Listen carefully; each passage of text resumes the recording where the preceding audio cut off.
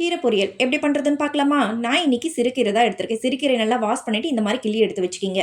இந்த செய்முறையில பண்ணக்கூடிய கீரை எந்தெந்த கீரைக்கெல்லாம் பொருந்தும் அப்படின்னா, சிறுகீரை, மிளகு தக்காளி கீரை, அதாவது மணத்தக்காளி கீரை, பாலக்கீரை, வெள்ள பொன்னாங்கண்ணி கீரை. இந்த டைப்ஸ் ஆஃப் கீரைக்கு வந்து இந்த மெத்தட்ல நீங்க பண்ணீங்க அப்படின்னா ரொம்பவே சுவையா இருக்கும். ஒரு பேன்ல ஆயில் போட்டுக்கிங்க. ஆயில் நல்லா ஹீட் ஆனதுக்கப்புறம் பெரிய வெங்காயம் 4 நீல வாக்குல கட் பண்ணி சால்ட் போட்டு நல்லா வதக்கி விட்டுறலாம். இது கூடவே 2 கிரீன் சில்லி சேர்த்து நல்லா வதக்கி விட்டுருங்க. வாஷ் பண்ணி வச்சிருக்க கீரைய இது கூடவே சேர்த்து நல்லா மிக்ஸ் பண்ணி விட்டுட்டு, தண்ணி சேர்க்கக்கூடாது. அப்படியே மூடி போட்டு மூடுனீங்க அப்படின்னா, கீரை நல்லா சுருண்டு வதங்கி வந்துரும். இந்த மாரி வதங்குனதுக்கு அப்புறமா, வேக வச்ச பாசிப்பருப்பு 1/4 கப் அதையும் இது கூடவே சேர்த்துட்டு நல்லா மிக்ஸ் பண்ணி விட்டுருங்க. ஒரு 10 நிமிஷம் நல்லா லோ குக் பண்ணீங்க அப்படின்னா, கீரை இப்படி பாசிப்பருப்போட மிக்ஸ் ஆயி நல்லா வெந்து வந்துரும்.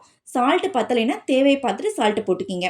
இந்த மாரி கீரை கடைசல் பண்ணிட்டீங்க அப்படின்னா, 1 கப் ரைஸ் எடுத்துட்டு 2 கப் அளவு கீரை வச்சு சுட சுட கிட்ஸுக்கு ஊட்டி விட்டுருங்க.